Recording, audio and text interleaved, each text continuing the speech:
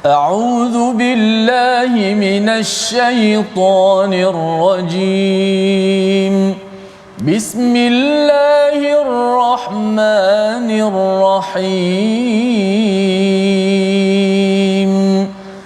الحمد لله رب العالمين. الرحمن الرحيم. مالك يوم الدين. إياك نعبد وإياك نستعين. اهدنا الصراط المستقيم. صراط الذين أنعمت عليهم غير المغضوب عليهم ولا الضالين.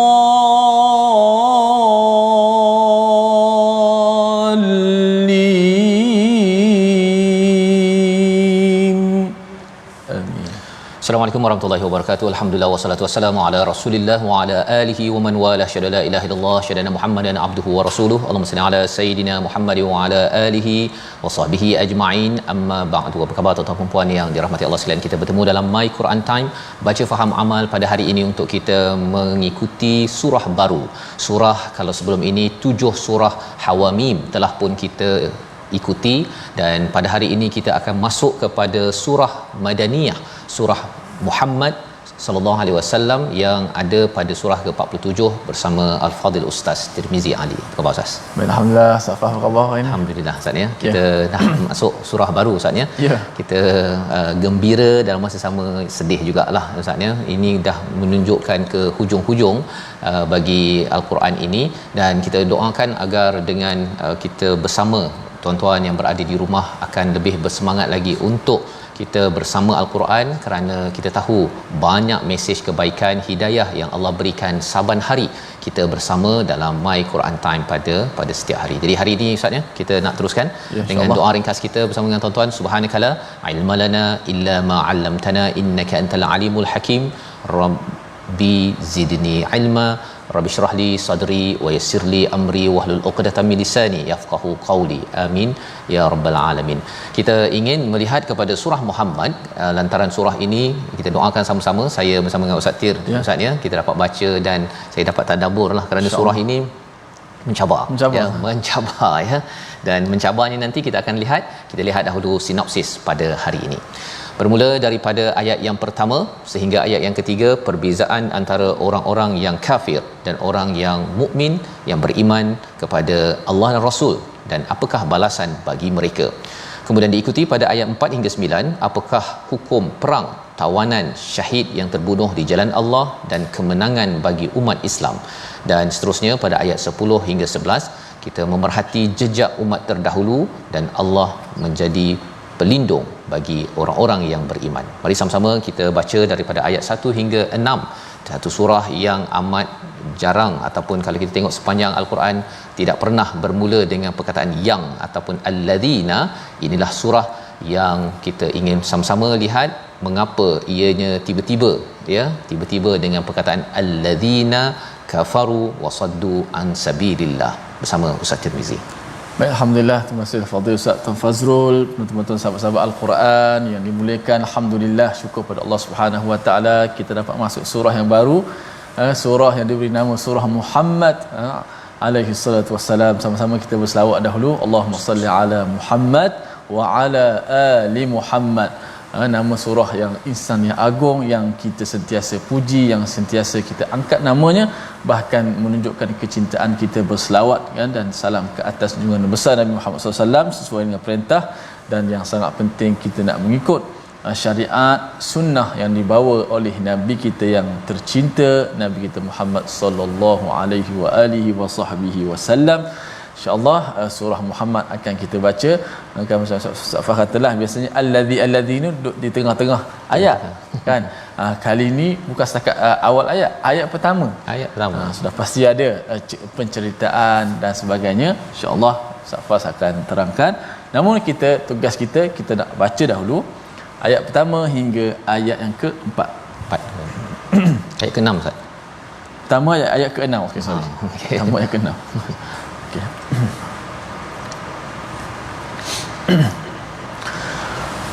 أعوذ بالله من الشيطان الرجيم بسم الله الرحمن الرحيم الذين كفروا وصدوا عن سبيل الله أضل أعمالهم والذين آمنوا وعملوا الصالحات وآمنوا بما نزل على محمد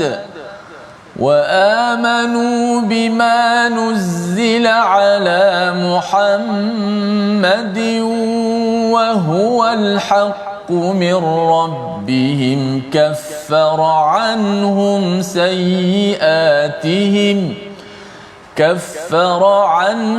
سيئاتهم وأصلح بالهم ذلك بأن الذين كفروا اتبعوا الباطل وأن الذين آمنوا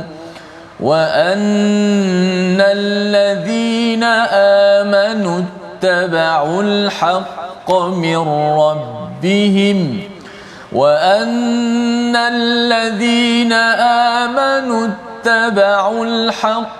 من ربهم كذلك يضرب الله للناس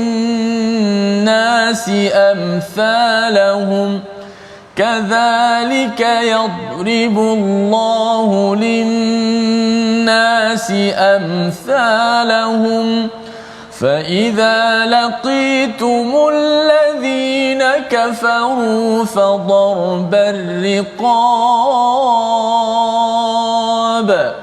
فضرب الرقاب حتى إذا أثخنتموهم فشدوا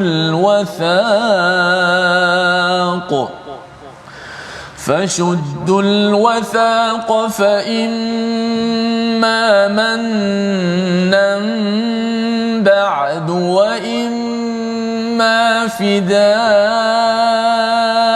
حتى تضع الحرب أوزارها ذلك ولو يشاء الله لانتصر منهم ولكن ليبلو بعضكم ببعض والذين قتلوا في سبيل الله فلن يضل أعمالهم سيهديهم ويصلح بالهم ويدخلهم الجنة عرفها لهم صدق الله العظيم. Surah Al-Nazim, itulah bacaan daripada ayat 1 hingga 6 daripada surah Muhammad. Sama-sama kita bersyukur pada Allah Subhanahu Wa Taala. Allah mengizinkan kita Ustaz ya sampai kepada surah Madaniyah ini yang bermula dengan perkataan alladzina kafaru wa saddu an sabilillah adalla a'malahum. Ustaz ya, bermula saja dengan perkataan alladzina ini kerana surah ini kalau kita perasan sampai ke hujungnya itu adalah satu tempelak kepada orang yang musyrik, terutama satu kumpulan lagi yang munafik. Dua-duanya itu adalah yang kufur kepada Allah Subhanahu Wa Taala. Dan kerana ini adalah surah Madaniyah ya, surah yang turun di Madinah, memberi semangat kepada umat Islam untuk mempertahankan maruah dan harta mereka yang ditinggalkan.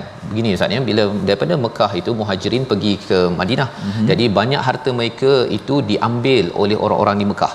Ya, dan mereka itu banyak kehilangan harta-harta mereka walaupun mereka tak bagi kepada orang-orang di Mekah, kerana orang di Mekah menghalau kepada orang-orang di Mekah lah yang menjadi muhajirin tersebut.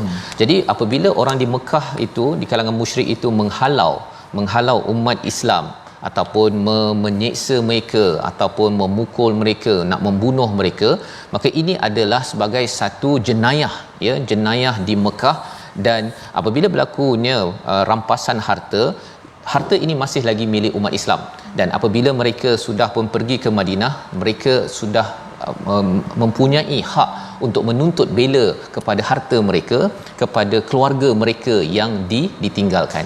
Jadi surah Muhammad ini turun kepada umat Islam di Madinah ini untuk memberikan perspektif bahawa alladzina kafaru wasaddu an sabilillah, iaitu orang yang kafir dan yang menghalang daripada jalan Allah, iaitu merujuk kepada orang-orang yang musyrik, yang munafik, maka segala amal mereka itu adalah hilang.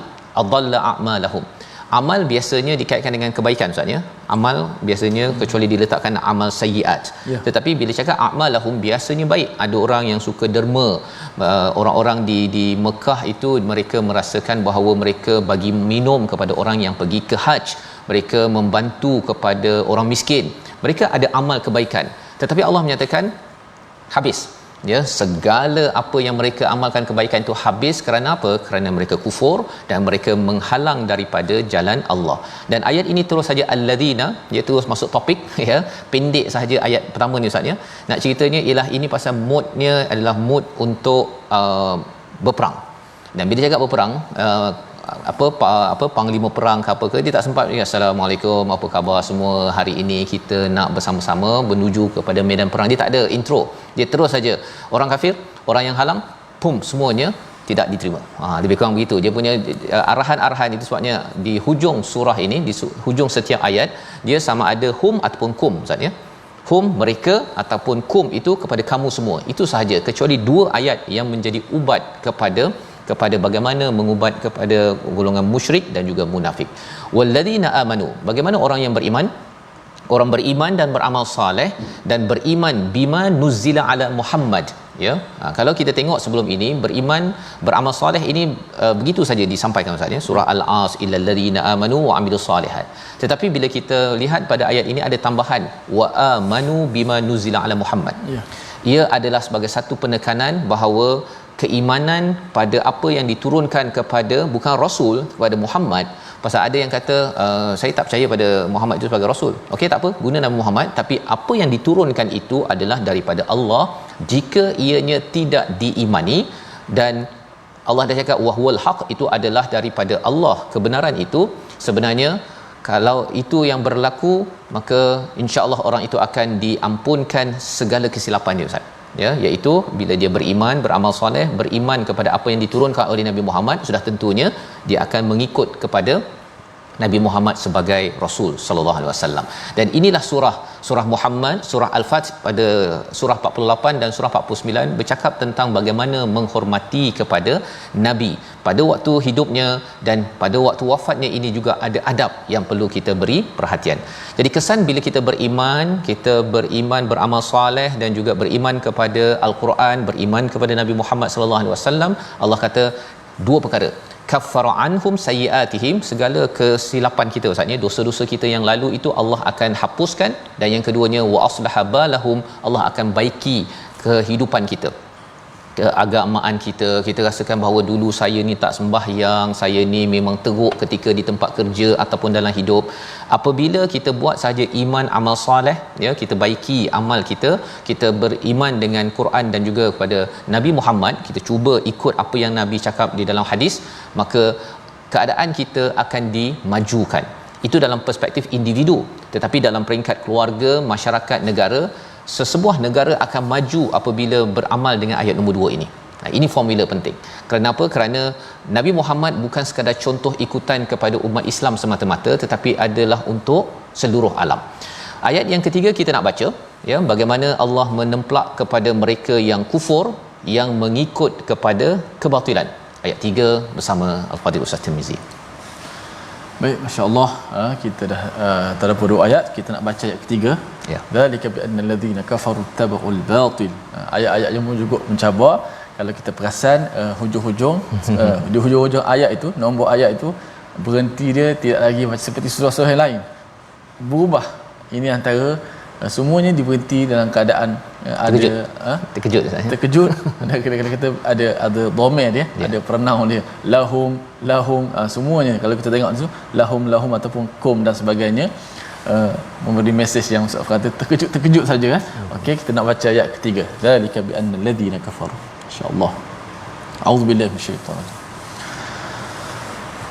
Zalika bi annal ladina kafaru taba'ul batil wa annal ladina amanu dhalika bi annal ladina kafaru taba'ul batil wa annal ladina amanu taba'ul haqqa min rabbihim kadzalika yadribu Allahu lin-nasi amsalahum. Sadaqallahu alazim. Surah Al-Nazim demikian itu kerana sesungguhnya orang-orang kafir mengikut yang batil dan sesungguhnya orang-orang yang beriman mengikut kebenaran daripada Tuhan mereka. Demikian Allah membuat perumpamaan bagi manusia. Nak menceritakan kepada kita semua tuan-tuan bahawa sepanjang sejarah manusia, ya, Allah nyatakan kadzalika yadribullahu linnasi amsalahum, iaitu misal, ya, perumpamaan keadaan manusia, satu yang kufur, satu lagi yang beriman. Yang kufur ini adalah mengikut kepada kebatilan, perkara yang tak betul, yang sumbernya daripada syaitan. Dia merasakan bahawa manusia boleh dibunuh begitu sahaja kerana memperjuangkan ekonomi, kerana nak minyak, nak macam-macam sebab yang batil, ya, sekadar perkara dunia. Maka seseorang yang kufur itu sanggup untuk melakukan sesuatu yang merosakkan kepada dunia. Tetapi orang yang beriman selalu mengikut kepada al-haqqu mir rabbihim, ya, al-haqqu mir rabbihim, iaitu kebenaran daripada al-Quran yang datang daripada Tuhan, ya. Jadi itu sepanjang sejarah, ya. Kalau kita cakap tentang al-haqqu mir rabbihim ini, kalau zaman Nabi Musa itu ada Taurat, ya, pada zaman Nabi Isa itu Injil bersama dengan Taurat, ya. Jadi wahyu itu akan diikuti dan itulah perjuangannya. Mengapa penting? Kerana bila kita mengikut wahyu, kepentingan kita adalah dekat dengan Tuhan dan melakukan keamanan kepada manusia. Tetapi kalau katakan kerana kebatilan, masa saya belajar bahasa Arab dulu saatnya, saya belajar bahasa Arab minor dulu dekat US bersama dengan tentera US yang nak pergi serang Iraq. Dia kata bahawa we bring peace, kan? Kami nak bawa misi keamanan. Jadi dia rasa bahawa dia bawa keamanan. Dia belajar bahasa Arab tu. Satu saya tanya, mengapa belajar bahasa Arab? Pasal dia kata dia nak memahami apa yang dibincangkan oleh orang-orang Iraq di sana agar nanti kami boleh bawa keamanan pada mereka. Pasal mereka ni ada Saddam lah apa sebagainya. Saddam ini sebagai lambang kezaliman bagi mereka, ya. Jadi cuba kita, pada waktu itu saya berfikir, wah, mereka ni dengan apa, dengan nak berperang, nak bunuh umat Islam, dia belajar bahasa Arab. Saya waktu tu belajar bahasa Arab asalnya nak dapat A, kan, nak cover CGPA lah, kan. Tapi lepas tu baru insaf lah, oh, rupa-rupanya saya kena belajar bahasa Arab untuk mengetahui kebenaran berbanding dengan tentera US yang belajar bahasa Arab untuk memperjuangkan kebatilan. Dan Allah beritahu perkara ini kerana kita kena bersungguh-sungguh, Ustaz. Kita kena bersungguh-sungguh. Sepanjang sejarah ada orang bersungguh-sungguh pada kebatilan. Kita yang buat baik kena lagi bersungguh-sungguh. Jangan kita macam lahan je, kan, ya. Kita tak bersemangat. Dan saya ucapkan tahniah pada tuan-tuan, terus bersemangat mengikuti My Quran Time, share dengan rakan, ya. Terus kita setiap hari kita ucapkan tahniah kepada pasukan production. Semangat. Pasal apa? Pasal saya melihat tentera-tentera tu, ya, dia semangat. Masa awal semester pertama tu belajar bahasa Arab, saya hero lah. Pasal saya boleh alif bata. Kan, dia tak tahu alif bata, saya tunjuk pada dia alif bata macam kan. Tapi lepas tu dia dah sampai boleh bercakap bahasa Arab kerana mereka ingin membunuh kepada orang-orang Islam yang berada di Iraq pada waktu itu. Jadi ini pelajaran penting untuk kita sentiasa bersungguh dan pada ayat yang keempat itu adalah ayat yang pernah di-quote, ya, pernah diambil ketika peristiwa September 11. Saya kat sana juga Ustaz, dekat US tu, pada tahun 2001, di mana dibawakan ayat ini, tapi waktu itu tak belajar tadabbur lagi, kan. Jadi mereka kata bahawa Islam adalah agama teroris, ya, iaitu dengan dia ambil ayat nombor 4 tu. Dia baca je. Waktu tu saya pun tak tahu dia ada dekat dalam surah Muhammad, kan. Dan diharapkan bila kita baca ayat ini pada waktu rehat nanti, tuan-tuan tengok ayatnya memang isinya ganas Ustaz. Memang nampak ganas. Tetapi apakah konteksnya perlu difahami dengan betul, kerana kalau tidak difahami dengan betul, ia akan disalahgunakan oleh kumpulan-kumpulan Islamis yang ada, ataupun disalahfahami oleh orang-orang bukan Islam, yang kita akan lihat sebentar lagi selepas rehat nanti. Kita lihat dahulu perkataan pilihan kali ini, iaitu apa? Athkhana, ya. Athkhana ini perkataannya pun mencabar dalam ayat nombor 4 itu, iaitu kamu mengalahkan mereka berlebihan dalam sesuatu. 2 kali saja disebut di dalam Al-Quran, dan inilah yang kita akan sama-sama lihat bagaimana umat Islam diberikan semangat pada ayat nombor 4.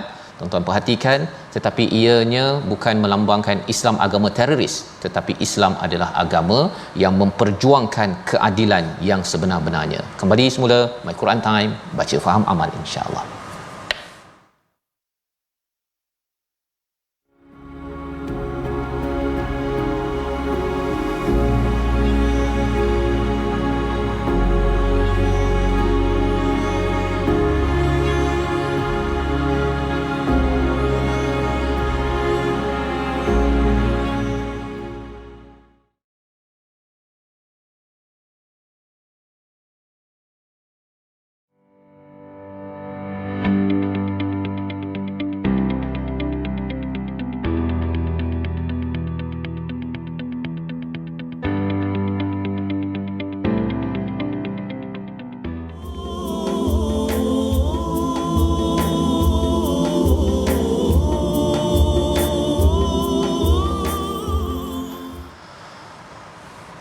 Ya ayyuhalladzina amanu in tansurullaha yansurkum wa yuthabbit aqdamakum. Wahai orang-orang yang beriman, jika kamu menolong agama Allah, nescaya Dia akan menolongmu dan meneguhkan kedudukanmu. Ini adalah ayat yang ke-7 yang akan kita baca dan tadabbur sebentar nanti. Ayat ini jelas memberi mesej kepada kita, jika kita tolong agama Allah, kita menunaikan hak-hak Allah Subhanahu Wa Taala, Allah Ta'ala akan memberi pertolongan kepada kita semua. Ini kunci yang sangat besar yang insya-Allah akan ditadabbur. Jom kita mengaji sikit tajwid pada hari ini. Kita lihat di slide kita contoh-contoh ayat yang kita nak lihat. Ayat keempat, kalau kita perasan tadi kita baca hatta tad'al harbu awzaraha. Sedikit saja potongan yang diambil. Nak fokus pada hatta tad'al harbu awzaraha. Memanglah lidah kita kadang-kadang agak suka nak menyebut huruf-huruf ini. Ada huruf apa? Tad'a, huruf ta di hujung lidah, huruf dad di bahagian tepi lidah, huruf ain di bahagian tengah halqum. Nak menjelaskan makhraj, apatah lagi nak dicampur dengan sifat-sifatnya juga. So jangan kita tebalkan ta itu hatta tad'a. Tebalkan ta, dia secara automatik jadi ta. Hatta tad'a. Jadi kita baca hatta tad'a, hatta tad'a, hatta tad'al harbu awzaraha. Semua-semua kita ikut di rumah. 1 2 3. Hatta tad'al harbu awzaraha. Yang tebal kita tebalkan, yang nipis kita nipiskan. Jangan auzaraha. Ra dengan ha sama tebal. Sepatutnya ra yang tebal, ha nipis. Raha. Auzaraha tad'a. Kita baca sama-sama. hatta tada'al harbu awzaraha. Itu sedikit untuk ulang kaji tajwid pada hari ini. Kita berikan hak-hak setiap hurufnya, makhraj, tempat dia dan juga sifatnya. Kalau sifatnya tebal, kita tebalkan. Sifatnya nipis, kita nipiskan. Dan kefasihan dalam menyebut huruf sudah pastilah apabila kita mengulang perkataan. Kali pertama rasa payah, kali kedua payah. Tapi kalau kita ulang, bayangkan sampai 10 kali, tempat-tempat yang payah, lama-lama dia akan jadi mudah.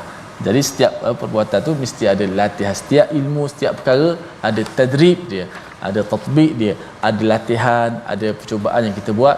Lama-lama lidah kita jadi fasih, insya-Allah. Wallahu a'lam. Terima kasih ucapkan pada Ustaz Tirmizi untuk menjelaskan bagaimana bacaan bagi ayat yang keempat tadi Ustaz ya. Di bahagian hatta tada'al harb ya, auzaraha sebentar tadi, dan ada tadrib, ada apa latihan yang perlu dibuat. Dan bercakap tadi tentang umat Islam yang berada di Madinah, mereka sudah dilatih di Mekah ya. Di Mekah bila mereka itu beriman dan mereka itu dihenyak, dipukul dan sebagainya, pada waktu itu mereka tidak dibenarkan untuk membalas walaupun sedikit ya, tidak dibenarkan berperang apatah lagi, kerana mereka adalah satu kumpulan kecil yang masih lemah.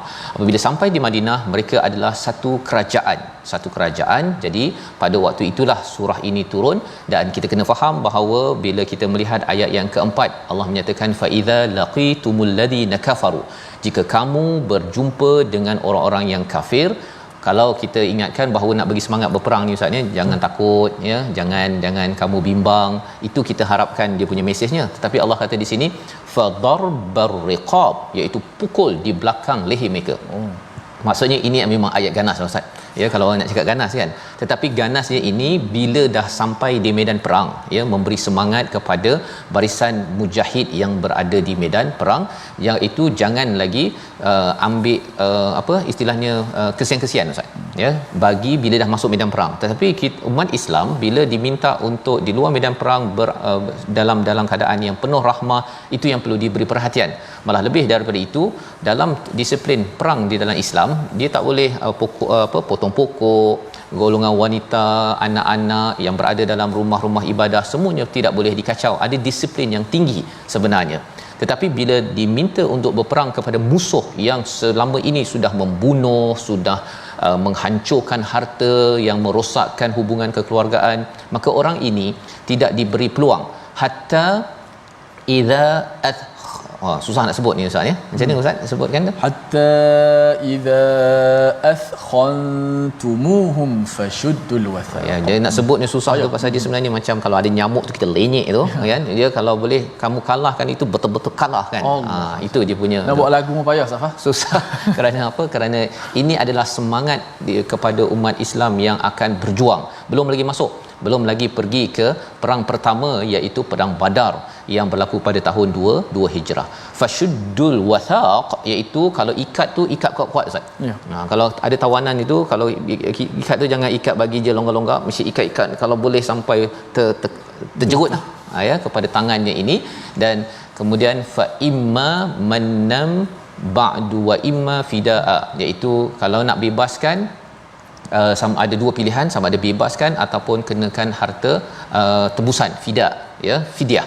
Hatta tada'al harbu auzaraha, sampailah gencatan senjata yang berlaku. Jadi kalau kita tengok dalam ayat ini, pada sebahagian ayat 4 ini memang terus menerus ya, Allah memberitahu kerana umat Islam adalah ujian ya. Allah sebenarnya memberikan ujian sesama sendiri, umat Islam dan bukan Islam yang menyerang kepada umat Islam. Allah boleh sebenarnya untuk menghancurkan umat yang bukan Islam sebagaimana yang telah berlaku kepada Nabi Nuh, kaumnya, kepada kaum Nabi Lut dan sebagainya. Tetapi Allah nyatakan bagi umat Islam, umat Nabi Muhammad sallallahu alaihi wasallam, orang Islam itu sendiri yang akan menjadi sebagai ejen untuk menentukan kesalahan, kebatilan yang ada pada umat bukan Islam yang menentang. Walladzina qutilu, mereka yang terbunuh di jalan Allah, falan yudilla a'malahum, segala amalnya itu tidak akan hilang, tidak akan menjadi sia-sia. Ini tawaran daripada Allah yang pertama. Yang kedua, pada ayat 5 itu akan diberikan petunjuk, sayahdihim wa yuslihu balahum. Macam mana wa yuslihu balahum? Satu urusan-urusan individu yang syahid itu akan dibaiki, tetapi keadaan masyarakat akan dibaiki kerana tidak ada orang yang boleh berbuat kezaliman, tidak ada orang yang boleh membunuh sesuka hati, yang boleh merosakkan. Dan kita kena faham, umat Islam di Madinah itu bukannya tidak mengeraikan agama lain, ya, seperti orang Yahudi ada, orang Nasrani ada. Kerana apa? Kerana Islam tidak memaksa agama, tetapi jangan sampai agama lain ataupun orang Islam yang munafik menyerang kepada orang-orang yang ingin beragama, ibadahkan, menghambakan diri pada Allah Subhanahu Wa Taala. Ayat yang ke-6 Allah menyatakan wa yudkhiluhumul jannah. Mereka yang terbunuh di medan perang ini Allah beri semangat bahawa mereka akan masuk syurga, arrafaha lahum. Ini menarik perkataannya Ustaz ya. Arrafaha ini, orang yang masuk syurga ini, yang syahid ini, dia dah kenal dah syurga tu. Allah. Kata Imam Al-Baghawi, sampai dia lebih kenal syurga, rumah dia dekat syurga berbanding rumah dia dekat dunia. Macam mana tu? Selok-belok sah. Selok-beloknya dengan apa yang dapat. Nanti kita akan baca daripada surah At-Tur, kita akan nampak apa spesifik dapat itu, dapat ini sebagainya. Umat yang berjihad di jalan Allah ini, dia tahu lebih daripada rumahnya. Macam rumah kita Ustaz ya. Kadang-kadang dah duduk 3-4 tahun, lepas tu kita pindah lagi. Lepas tu kita pindah lagi, kita pun tak tahu macam mana ciri rumah yang akan datang, dan yang lepas pun dah terlupa kan. Bilik 3 ke bilik 4 lebih kurang gitu kan. Tetapi bagi orang yang menuju kepada Allah, dia dah kenal dah, ya, dia dapat buah-buahannya, dia dapat bangunan apa luasnya macam mana dan sebagainya, kerana beriman dengan Al-Quran dan diperjuangkan Al-Quran itu. Maka kita nak baca ayat yang ke-7, bagaimana Allah memberi semangat lagi kepada orang yang beriman, kepada kita semua agar kita ada semangat juang yang tinggi, jangan lembik dalam meneruskan kehidupan. Ayat yang ke-7 hingga ayat yang ke-11. Baik. A'udzubillahi minasyaitonir rajim. Ya ayyuhalladzina amanu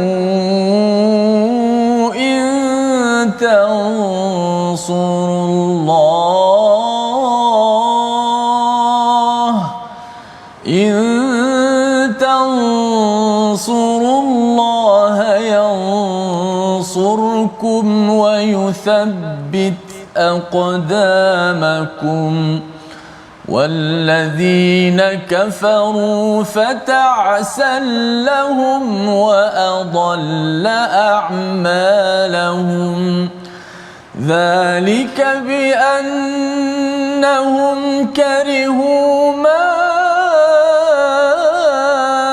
أنزل الله فأحبط أعمالهم أفلم يسيروا في الأرض فينظروا كيف كان عاقبة الذين من قبلهم دمر الله عليهم وللكافرين أمثالها ذلك بأن الله مولى الذين آمنوا وأن الكافرين لا مولى لهم. صدق الله. Surah Al-Azim, gitulah bacaan daripada ayat yang ke-7 hingga 11. Kita menyambung seruan ataupun semangat yang ditiupkan, yang disampaikan Allah kepada orang-orang yang beriman. Ya ayyuhalladzina amanu in tansurullaha yansurkum wa yuthabbit aqdamakum. Ini ayat yang selalu dibaca Ustaz ya. Penceramah selalu baca ayat ini, dan ayat ini adalah sebenarnya asalnya semangat yang ditanamkan kepada mereka yang akan berjuang. Perang pertama kita ialah perang Badar Ustaz ni, dalam sejarah berlaku pada tahun 2 Hijrah pada bulan Ramadan pula tu. Ramadan pertama yang wajib puasa, itulah juga yang berperangnya itu. Jadi Allah menyatakan, wahai orang yang beriman, jika kamu menolong Allah. Apa maksudnya? Menolong Allah ini banyak disampaikan oleh mufassir. Salah satunya ialah apabila kita menghidupkan agama kita Ustaz ya. Satu di medan perang ya, tetapi kalau kita tidak ada seruan ke medan perang, kita memperjuangkan agama dalam keluarga kita ya, kita cuba perjuangkan dalam tempat kerja kita, dalam masyarakat kita, di Facebook, di mana sahaja, itu adalah tansurullah yansurkum. Tolong dengan apa? Segala apa yang boleh kita tolong. Kalau kita ada ilmu, kita ada kemahiran, kita ada harta, semuanya itu kita gunakan untuk menolong agama Allah. Allah janji in tansurullah yansurkum. Allah pasti akan tolong kamu. Tolong kita semua. Untuk apa? Untuk kita hidup di dunia ini dan juga apabila kita sampai di akhirat kita mendapat pertolongan. Mudah cerita Ustaz ya. Kalau katakan anak kena bergaduh dekat sekolah contohnya, bila pengetua ataupun cikgu tolong, maka anak itu dia tak rasa takut. Kita tahu bahawa sebenarnya Islam ini ada orang yang tak suka. Kita tahu berdasarkan pada apa yang kita belajar daripada Al-Quran. Ada orang tak suka kerana kalau kena tegur nanti kacaulah dia punya bisnes. Kan, kacaulah dia punya kartel, ataupun dia dah ada orang-orang yang setiap bulan masuk duit dalam akaun dia. Kalau kena tegur nanti ataupun kalau diperjuangkan, habis peluang-peluang duit tepi yang tidak halal yang diperoleh selama ini.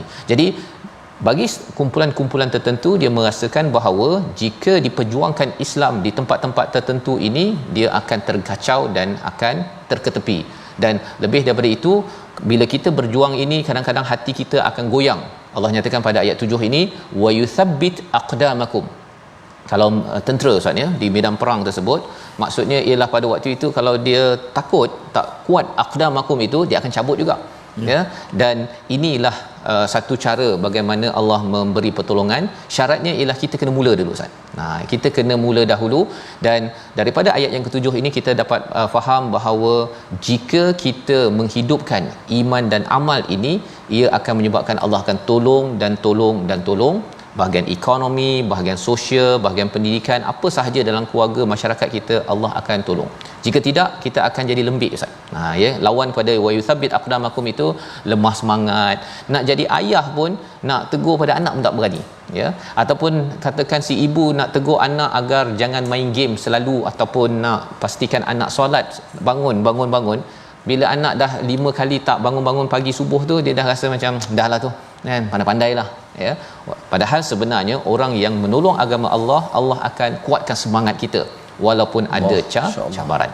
Ayat yang ke-8 Allah menyatakan walladzina kafaru fata'san, ya, fata'sal lahum. Bagi orang kafir itu ada kehancuran dan akan dihapuskan amalan. Kita perasan di dalam ayat ni banyak berulang Ustaz ya. Amal mereka akan hancur, tak berguna.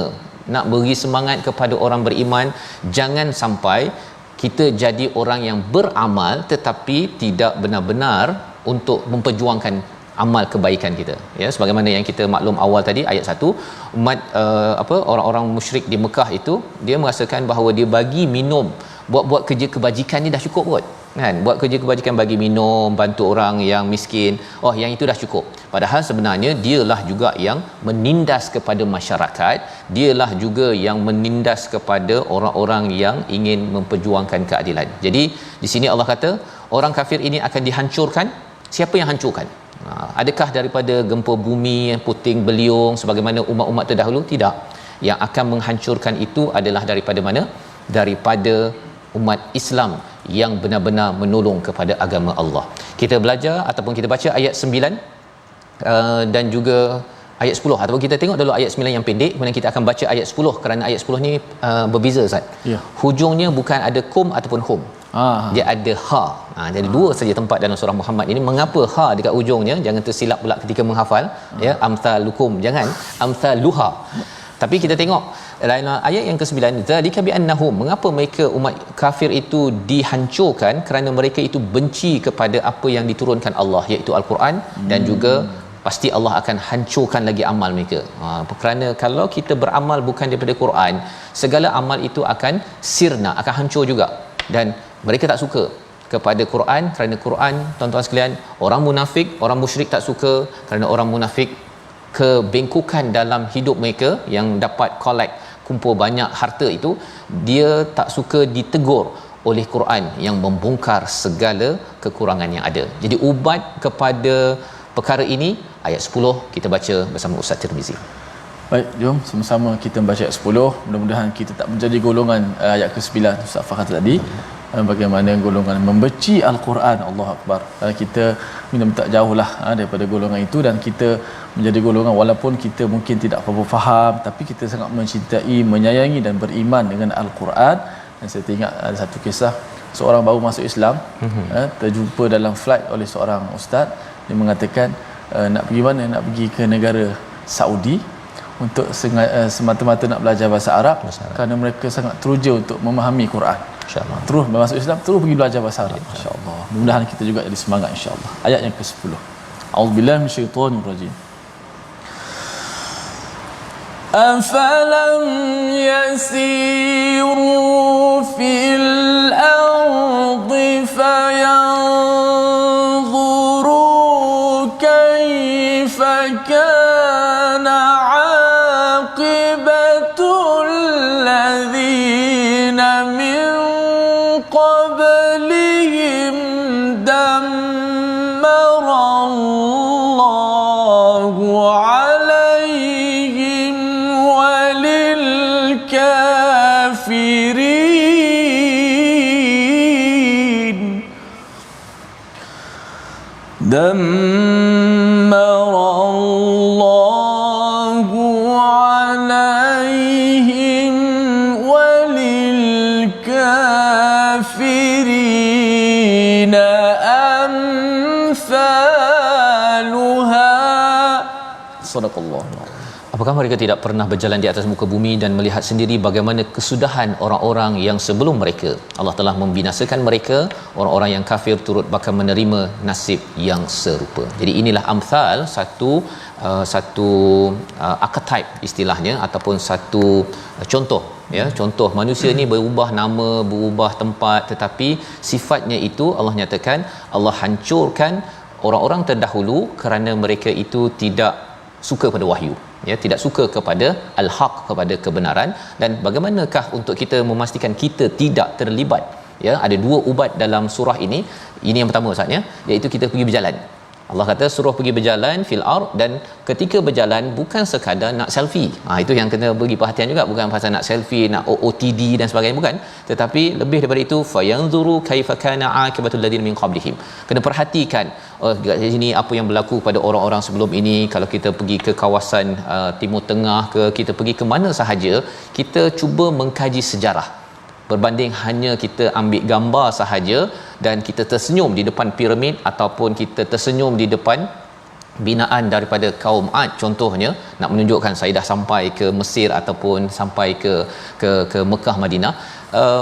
Kita ambil pelajaran, ya, perhatikan betul-betul macam mana orang-orang yang sekarang ini digantikan oleh orang-orang yang seterusnya, padahal orang-orang terdahulu mempunyai teknologi yang kuat. Jadi ini adalah ubat pertama. Pasal ada orang Ustaz, ya, kalau suruh dia tadabbur Quran, dia tak jalan sangat. Itu ubat kedua, nanti kita akan jumpa pada surah ini. Tetapi pada ayat 10 ini Allah kata pergi jalan. Pasal di dalam perjalanan itu kita boleh belajar sesuatu yang akhirnya kita tahu bahawa ya Allah, saya perlu ambil Allah ini sebagai maula. Ayat yang ke-11, zalika bi annallaha maulal ladina amanu. Allah inilah sebagai pelindung. Ada beza di antara wali dan maula. Wali ini macam ayah kepada perempuan maksudnya, dia wali, dia sayang sangat anak dia, dia jaga anak dia, tapi dia tak boleh jaga anaknya 24 jam. Ya, tak boleh jaga. Maksudnya dia tidurlah kan. Tetapi maula confirm jaga 24 jam. Dan maula hanya kepada Allah Subhanahu Wa Taala. Manusia tak mampu menjadi maula, hanya mampu menjadi wali. Kalau saya wali kepada 4 orang anak, jaga macam itu jelah Ustaz, ya. Tetapi kalau maula hanya ada pada orang beriman, orang kafir tidak ada maula. Tetapi dalam surah Baqarah, wali, orang Islam ada, orang beriman ada wali, orang yang bukan beriman pun ada wali, iaitu di kalangan orang yang mengajak kepada tauhid. Membawa kepada resolusi kita pada hari ini, kita saksikan. Yang pertama, sentiasa semangat membantu agama Islam agar maju di mana jua. Yang pertama. Yang kedua, berhati-hati dengan sikap buruk yang boleh menghapuskan segala amal soleh. Dan yang ketiga, kita bermusafirlah, ya, kita lihat sekeliling, ambil pelajaran agar kita sedar Allah adalah pelindung yang perlu selalu saya taati. Kita berdoa Ustaz. Bismillahirrahmanirrahim. Alhamdulillahirabbil alamin. Salatu wassalamu ala asyrafil anbiya'i wal mursalin wa ala alihi wa sahbihi ajma'in. Allahumma ahsin 'aqibatana fil umuri kulliha wa ajirna min khizyi dunya wa adhabil akhirah. Ya Rabbal Alamin, Ya Allah, kurniakanlah kepada kami kebaikan di dunia dan di hari akhirat. Ya Allah, kurniakanlah kepada kami husnul khatimah. Ya Allah, rezekikanlah kepada kami sebelum kami mati. Ya Allah, kami sentiasa bertaubat kepadamu. Ya Allah, kami menjauhi maksiat. Ya Allah, kami mencintai akan kebenaran dan amalan soleh. Dan ketika kami mati, Ya Allah, berilah kepada kami, rezekikanlah kepada kami syahadah untuk bersyahadah. Ya Allah, Ya Allah, masukkanlah kami semua, Ya Allah, ke syurga-Mu, Ya Allah, dengan penuh kebaikan, Ya Allah, dengan Al-Quran, dengan iman, Ya Allah. Walhamdulillahi Rabbil Alamin. Amin. Amin ya rabbal alamin. Moga-moga Allah mengkabulkan, ya, menjadikan kita di kalangan orang beriman yang selalu menolong agama Allah dalam apa saja kemampuan kita. Salah satunya di tabung gerakan Al-Quran untuk Allah terus tolong kita, tolong keluarga kita, teguhkan keimanan kita kepada Allah sehingga Allah memasukkan kita ke dalam syurga yang kita kenal. Ya, kita kenal. Macam mana kita boleh kenal? Kerana ahli keluarga kita selalu tadabbur Quran dan dijelaskan rumah kita bagaimana bawahnya ada sungai, buah-buahannya lebih kenal daripada rumah yang kita ada sekarang. Kita bertemu lagi My Quran Time, baca faham amal insya-Allah.